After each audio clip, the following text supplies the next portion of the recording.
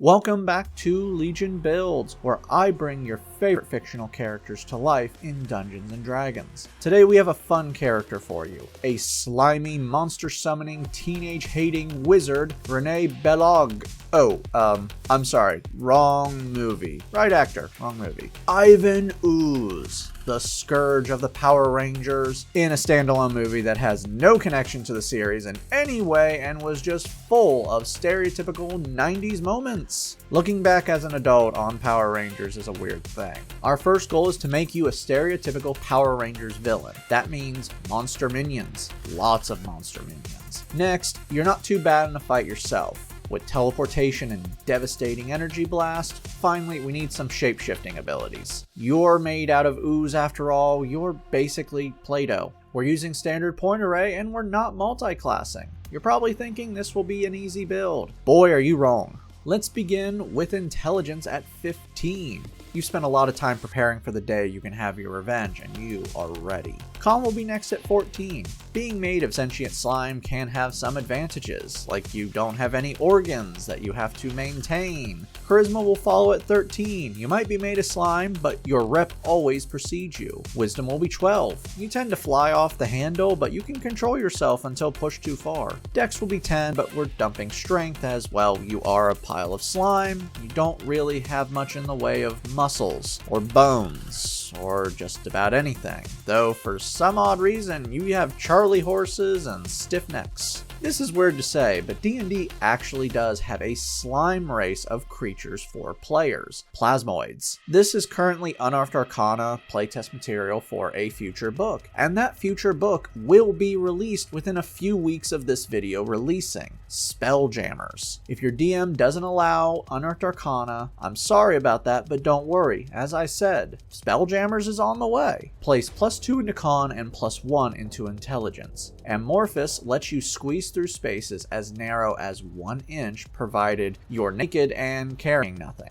Like to remind you, as sentient slime, you can make yourself look like anything, including like you're wearing clothes that are just so happen to be made out of slime. This also allows you to have advantage on ability checks on either grappling a creature or escaping a grapple. Darkvision allows you to see in darkness within 60 feet of you. Hold breath means you can hold your breath for 1 hour. Though due to the fact you don't have lungs, I don't really understand this part. Natural resilience gives you resistance to acid and poison damage and advantage on saving throws against being poisoned. Shapeshift allows you to reshape your body, turning you from a humanoid into a blob. As a bonus action, you can reshape yourself, growing a new tentacle-like appendage that is up to 10 feet long. You can only use this appendage to use objects that aren't magical and can attack with it. For your background, grab the skills Investigation and Perception.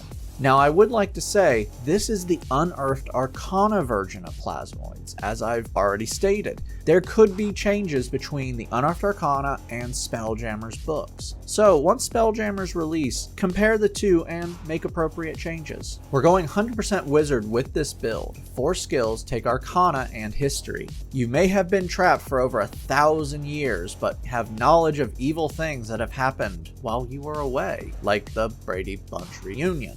Level 1 wizards have Arcane Recovery. This lets you regain spell slots on a short rest equal to half your wizard level once per day. You are also a Spellcaster. You can prepare a number of spells equal to your intelligence modifier plus your wizard level each day, meaning starting off you're going to have 4 spells ready to go, and can learn new spells by finding spell books or scrolls. You start off with 3 cantrips and 6 spells. Heads up, I'm not going to tell you all of them, because that will take forever. You start off with 6 and gain 2 a level, equaling over 40 spells, not including cantrips. I'll tell you the ones you need. You choose the rest. For those spells, Shocking Grasp is a melee spell attack that does 1d8 lightning damage on a hit and stops the target from taking reactions until the start of their next turn. Lightning Lure lashes targets within 15 feet with an electric whip, forcing a strength save and pulling them 10 feet and dealing 1d8 lightning damage should they come within 5 feet of you.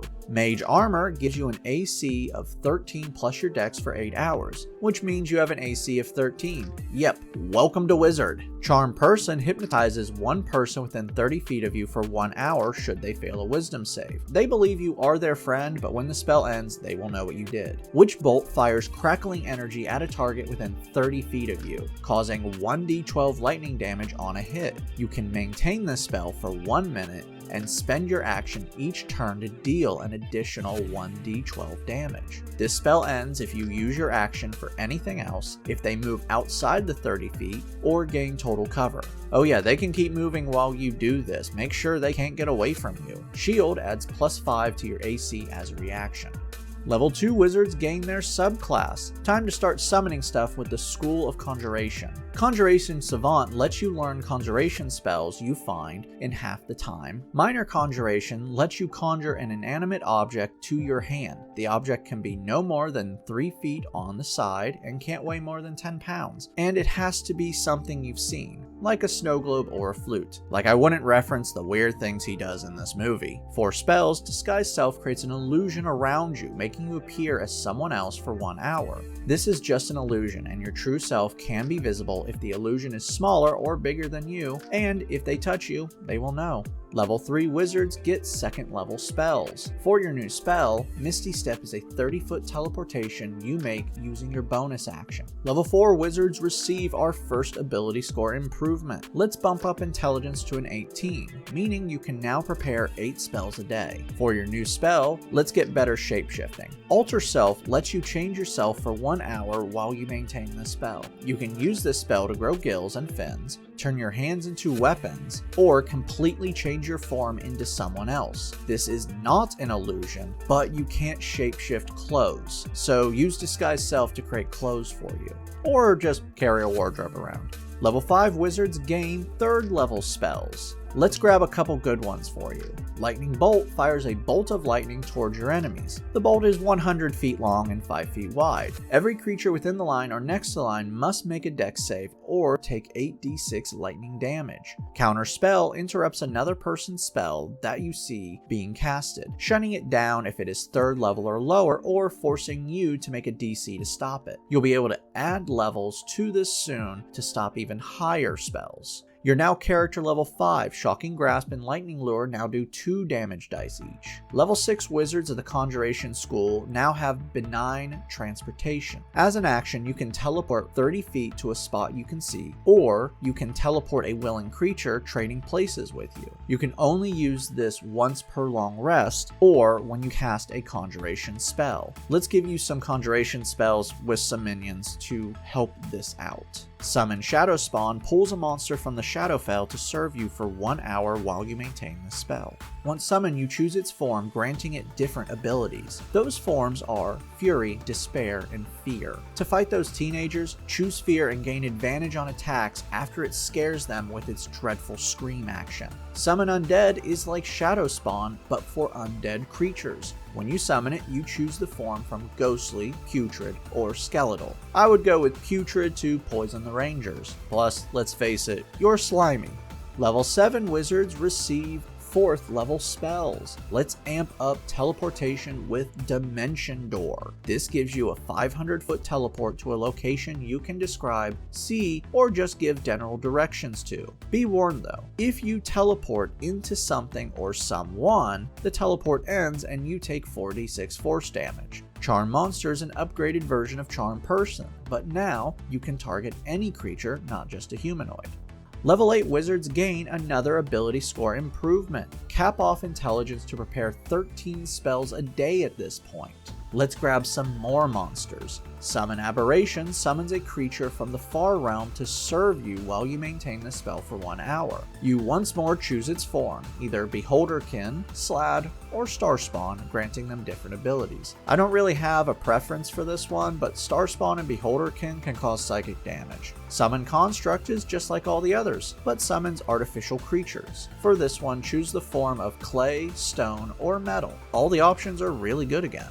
Level 9 wizards now get 5th level spells. Let's amp up the mind control now. Dominate Person forces a wisdom save on someone within 60 feet of you, completely taking over their mind for 1 minute should they fail, and you maintain the spell. If the creature takes damage, they get to make the save again. Far Step is a bonus action that teleports you 60 feet, and you can maintain this spell to teleport every turn with your bonus action. Level 10 Wizards of the Conjuration School received Focus Conjuration. Now, when maintaining a Conjuration spell, like Summon Shadowspawn, taking damage can't break your concentration. For spells, Summon Fae works like all the other summon creatures, but summons a Fae from the Feywild. Upon summoning, you choose the form of Fuming, Mirthful, or Tricksy. I would choose Fuming for advantage on attacks. Mordenkainen's Faithful Hound summoned a Phantom Hound that stays with you for 8 hours with no maintaining. The Hound is invisible to everyone but you, can see invisible creatures, and can see through illusions. The Hound will attack anyone for you. Level 11 wizards now have 6 level spells. For your new spell, Chain Lightning unleashes lightning within 150 feet of you. 3 bolts arc from the first one, targeting anyone within 30 feet of the first target. All 4 targets must make a dex save or take 10d8 lightning damage. You're now character level 11, that means Lightning Lure and Shocking Grasp deal 3 damage dice each. Level 12 wizards receive another ability score improvement. Place this into Con to raise your health up. Remember, health stacks retroactively. Time for something big to call upon for those damn rangers. Summon Greater Demon summons a demon of CR 5 or lower. There is a downside to this spell. At the end of each of its turns during combat, the demon must make a charisma saving throw. If it succeeds, it doesn't have to obey you anymore, but will do this at disadvantage if you know its true name. Words of advice: find someone who knows the names of demons and enslave a demon. This spell must be maintained and only lasts for 1 hour. But let's fix that. Planar Binding can trap extra-dimensional creatures in your service for longer periods of time. These creatures can be celestial, fae, elemental, or fiend, like the demon you just summoned. After 1 hour, they must make a charisma save, and failing, they are bound to your service for 24 hours, even if they are supposed to leave after 1 hour and can't break free from you. Though it will not like you. 24 hours isn't good enough? Well, guess what? By adding spell levels, you can increase the time they serve you. How long can they serve, you ask? How about 1 year? Yes, 1 year. By level 17 of this build, each day you can summon a greater demon, then bind it to your service after 1 hour. You can literally make your own party after 5 days. Don't even need to know their names at this point. You own them for 1 year at level 17. We're 5 levels away from that, so ample time for you to plan out your evil army. Level 13 wizards gain 7th level spells. For your new spell, Teleportation Circle lets you create a portal between locations regardless of range. When you learn this spell, you learn the location of 2 teleportation points, chosen by your DM. You can learn more teleportation points as you go by studying them for 1 minute. Let's make that even better. Plane Shift allows you to teleport to other planes of existence. How does this make Teleportation Circle better? Because you can learn teleportation points in those planes. You can now cross dimensions. And guess what? You can also use Plane Shift to banish someone to another plane of existence by forcing a charisma save. They cannot return unless they find a way to return. So trap Rita and Lord Zed someplace for a while. Level 14 Wizards of the Conjuration School now have durable summons. Now whenever you summon a creature, they have 30 temporary HP. Time for more teleportation with Teleport. Pretty simple. This also gives you unlimited range teleportation, but unlike Circle, this is an instantaneous and not a portal you open. Now this teleportation comes with dangers. Unless you know the teleportation circle, then you can teleport to that teleport point with no danger. Conjure Elemental summons a creature from the elemental plane to serve you for 1 hour while you maintain this spell. But if your concentration is broken, it doesn't disappear and it becomes hostile to you. Good thing you can't have your concentration broken and you can just planar bind it into service for longer. Level 15 wizards receive 8th level spells. Time to ramp up your hypnosis again. Mass Suggestion lets you charm up to 12 creatures within 60 feet, forcing a wisdom save. On a failure, they must obey your command, and they will do what's necessary to complete the task outside of hurting themselves or other people, like dig up your metal monsters. This suggestion lasts for 24 hours, or by level 17 you can make it last for a year. Level 16 wizards get another ability score improvement, Cap Off Con, for better health and concentration saves on spells that aren't Conjuration. Remember, you can break concentration on spells that aren't Conjuration. Conjuration can never be broken. For your new spell, Summon Fiend is similar to Summon Shadowspawn. Once summoned, you choose a form: Demon, Devil, or Yugoloth. You know what? You can just plain or bind this, so you can use this instead of Summon Greater Demon. Level 17 wizards now have 9th level spells. You can now bind a demon or elemental to your service a day. Tell your party to cool their jets while you build a force to do the job for them, letting them save all their resources. As for spells, go nuts. Seriously, you have unlimited teleportation, energy blast, and you can create your own army. Take whatever you want. My job is officially done at this point. You're now character level 17. Lightning Lure and Shocking Grasp now do 4 damage dice each. Level 18 wizards receive Spell Mastery. You can now choose a 1st and 2nd level spell you know. When you have them prepared, you can cast them without a spell slot. I would suggest Mage Armor and Misty Step. Level 19 wizards gain our final ability score improvement. Let's bump up Wisdom for better perception.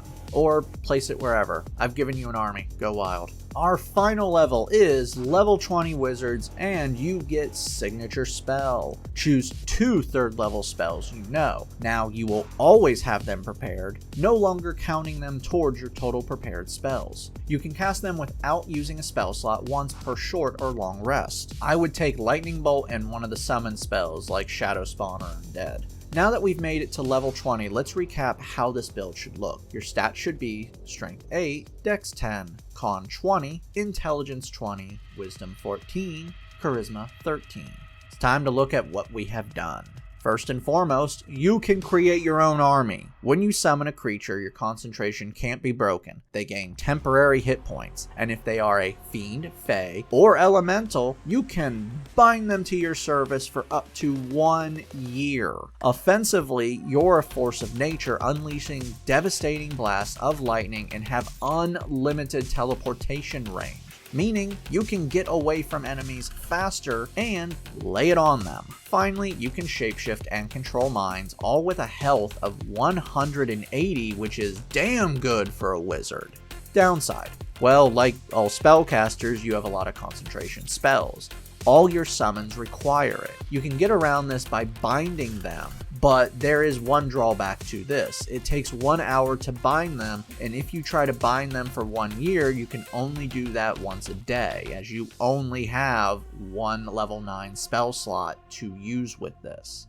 You're going to have to convince your party to just sit down and wait while you build an army, and that will also cost money to constantly summon and bind. But if the wizard told me he would have a small force of demons taking the force of the enemy while we wait to finish them off, I will rob every merchant I find and wait days to help build that force. This build is just fun. Stay back, let your minions fight for you, and control people's mind to build a force to conquer the world. If you like playing villains, check out all my other builds. We have Emperor Palpatine, Darth Vader, Michael Myers, Pennywise, and most of the killers from Dead by Daylight. Don't forget to like and subscribe to not miss a single build each week, and if you're on Spotify, give us a good rating.